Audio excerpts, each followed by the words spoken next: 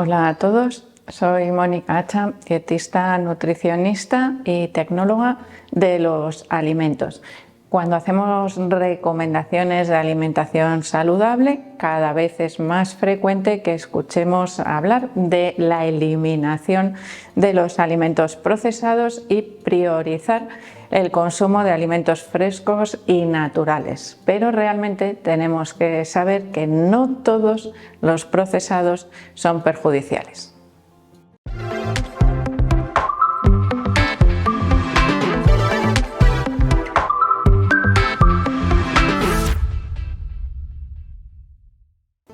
Cuando hacemos recomendaciones saludables de consumo de alimentos, es verdad que las personas que divulgamos, que explicamos esto de manera habitual, a veces nos vamos un poquito a los extremos para que se entiendan las cosas y para que el mensaje llegue, con más firmeza, podríamos decir, a los consumidores. Y actualmente hay casi podríamos decir una demonización de los alimentos procesados, pero en realidad no todos los procesados son iguales y algunos de ellos pueden incluso ayudarnos bastante a seguir un patrón alimentario saludable. Por lo tanto, ¿qué sería lo más importante? Aprender a distinguirlos. Cada cierto tiempo aparecen aplicaciones para el móvil, valoraciones a nivel también, por ejemplo, de los departamentos de salud de los diferentes gobiernos, que nos dicen esto sí, esto no, esto está valorado de esta manera, esto de otra. Y a veces yo sé que, porque lo he visto muchas veces en los supermercados, pues personas muy preocupadas por su salud y por su alimentación, con el móvil escaneando todas las etiquetas. ¿Por qué? Pues porque realmente creo que por mucho que estemos explicando la conveniencia o no de incluir los alimentos procesados, no hay una norma o una regla clara para distinguir lo que realmente podemos utilizar y lo que nos resulta beneficioso y lo que no. Y yo aquí siempre digo lo mismo, hay que tener sentido común. ¿Por qué? Pues porque muchas veces pensamos, a ver, ¿esto lo haría yo en casa? ¿Cómo lo haría? ¿Lo tendría preparado de la misma manera? ¿Cuánto cambia el ingrediente original o el alimento original en este procesado? Es decir, solo con esas premisas ya nos damos cuenta de realmente el nivel de procesamiento al que puede llegar ese alimento.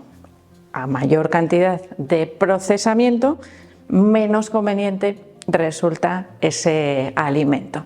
Y os voy a poner algunos ejemplos para que veáis un poco por dónde voy, y creo que nos puede facilitar muchísimo la elección de los alimentos. Vamos a ir un poquito por grupos, grupos de alimentos procesados que nos pueden resultar beneficiosos y los que no dentro del mismo grupo.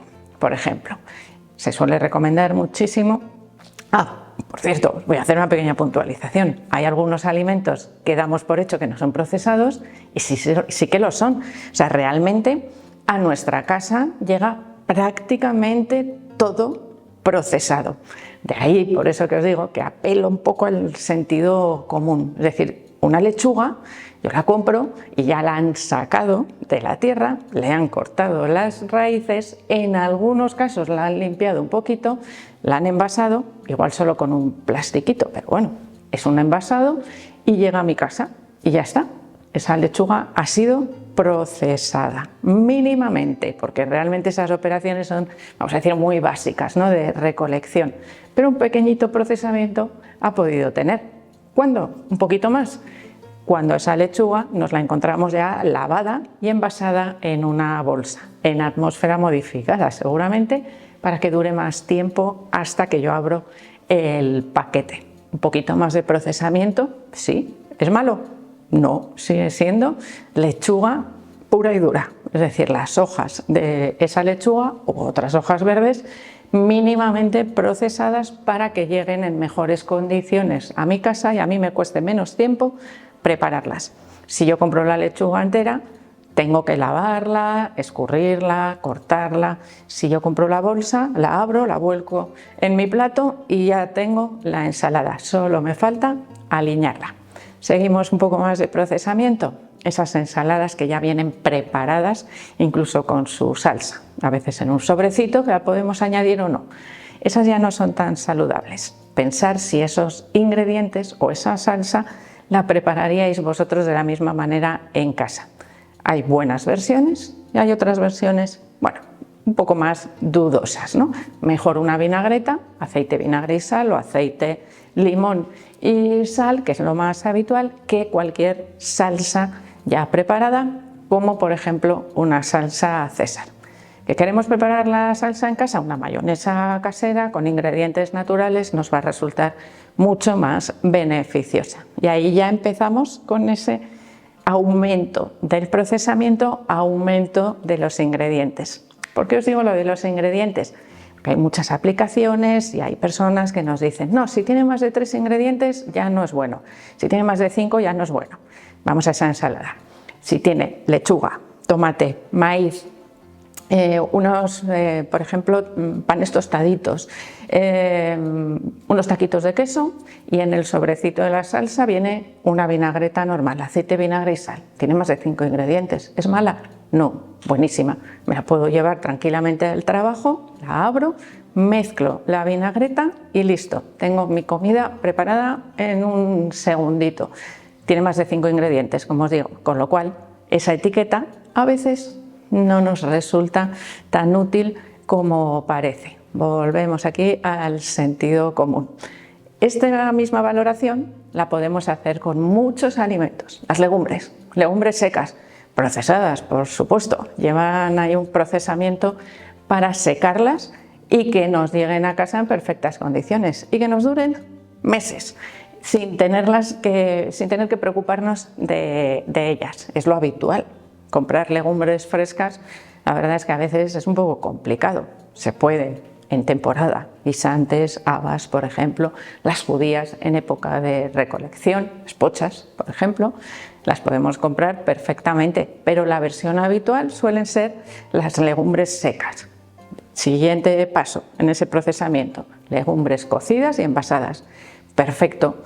Número de ingredientes de la etiqueta suelen ser 3 aproximadamente, porque además de la legumbre tiene lo que lleva en ese líquido que permite conservarlas, que suele ser ácido cítrico, puede ser alguna otra sustancia que impida que se pongan duras durante el tiempo, que mejoren o que conserven su color y evitar esa oxidación.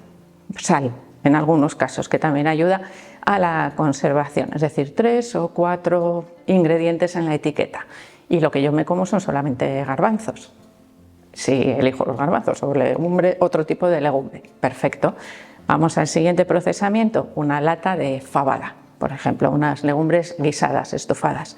Empezamos a leer los ingredientes y ya nos vamos encontrando con grasas de dudosa calidad, que no sabemos qué aceite se ha utilizado.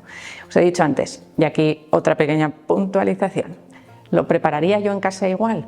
Pues yo voy a utilizar aceite de oliva, un buen sofrito, que puede estar presente o no en esas legumbres en lata, porque a veces pueden llevar también saborizantes. Otros añadidos que suelen llevar, derivados cárnicos. ¿Yo los preparo con derivados cárnicos? Pues no, o sí, depende, más verduras, menos verduras. Ahí tenemos un procesado de dudosa calidad, que puede depender evidentemente también de la formulación o de los ingredientes que utilice cada fabricante. ¿Un recurso de emergencia? Podría ser. ¿Un recurso habitual? En ningún caso. Por lo tanto, dentro de esa variedad del procesamiento de las legumbres, la ideal por ahorro de tiempo y por facilidad de uso, podríamos decir que son las legumbres cocidas tal cual, que no llevan más ingredientes añadidos, salvo los que se utilizan para su conservación. Pasamos a otro grupo de alimentos, los vegetales en general. Os he hablado de vegetales frescos, como la lechuga, para valorar su diferente procesamiento, pero tenemos muchas otras variedades de verduras frescas, brócoli, coliflor, judías verdes, acelgas. En la mayoría de los casos, además de fresco, que tienen pues una duración más o menos limitada, dependiendo del tipo de verdura que sea, tenemos su versión congelada, lista para utilizar, algo que podemos utilizar perfectamente porque si os fijáis, el ingrediente es único. Es esa verdura recolectada en su punto óptimo de maduración. ¿Por qué? Pues porque directamente va a ese procesamiento de congelación. Cuando las verduras se recolectan para que pasen por la frutería y después lleguen a nuestra casa, ese tiempo que es más largo a veces obliga a los agricultores a recoger esas verduras un poquito antes. Y en algunos casos no se nota la diferencia, pero en otros sí se puede notar que esos nutrientes pues no están en su máximo apogeo.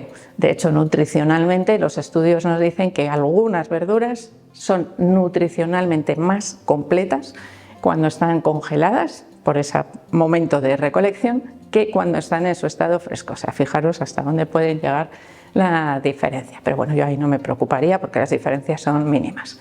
Podemos tener verduras al igual que las legumbres en frasco, ya cocidas, preparadas y listas para utilizar. Aquí son muy interesantes esas verduras que nos cuesta tiempo preparar en casa, como por ejemplo las alcachofas. Igual hay personas que alcachofas frescas no las consumen nunca porque son difíciles de preparar, llevan tiempo, mucho desperdicio, lo que nos da como dolor de corazón y sin embargo, si las compramos en bote, las podemos utilizar directamente o congeladas previa cocción, que también es una versión muy interesante de aquellas verduras que nos lleva tiempo preparar. Menestra. ¿Vale? Aquí tenemos más ingredientes, estamos mezclando diferentes verduras, pero todos los ingredientes de la etiqueta, incluso si lleva más de 5, patata, zanahoria, champiñones, coles de Bruselas, judías verdes, ya voy 5.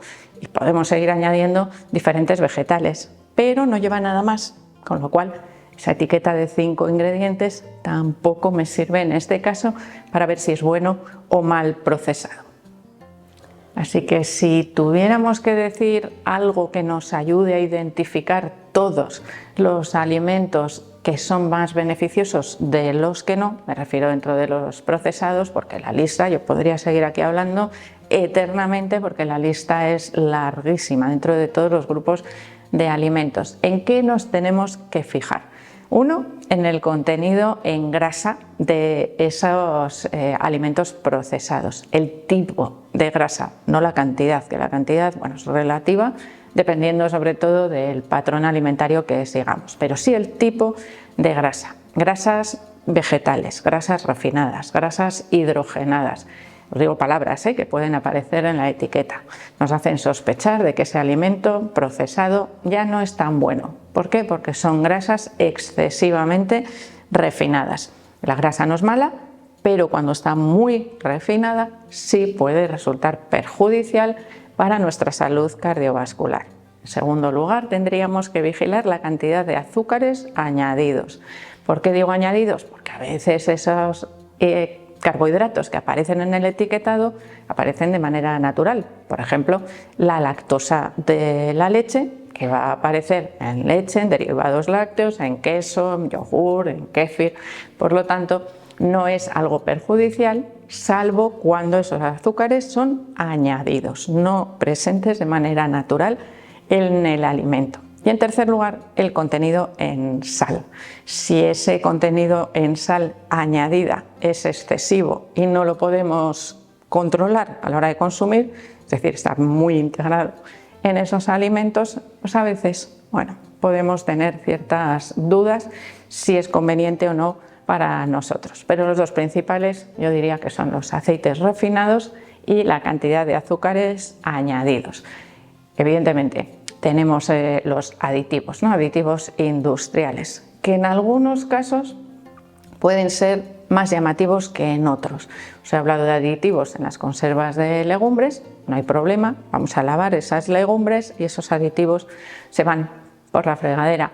Pero claro, si esos aditivos son el colorante, el saborizante, por ejemplo, de esos alimentos o edulcorantes artificiales, pues igual ya no nos resultan tan beneficiosos. Al igual que, por ejemplo, sustancias que se utilizan con acción espesante o aglutinante. que también suelen dar algunos problemillas de salud a personas especialmente sensibles. Es decir, ese tipo de aditivos son los que deberíamos evitar.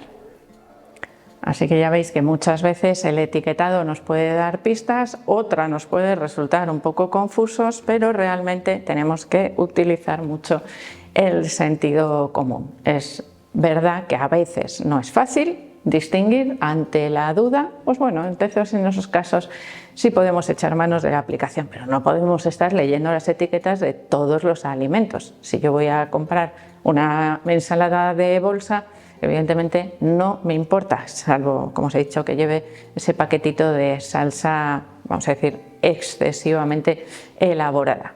Así que un poco de sentido común a la hora de comprar alimentos procesados y disponer y utilizar los que sí que son buenos para tener una buena despensa saludable, tanto en el armario como en el congelador, que es una parte importante de nuestra despensa. Así que espero que os haya gustado el vídeo, que nos ayude a tener las ideas un poquito más claras.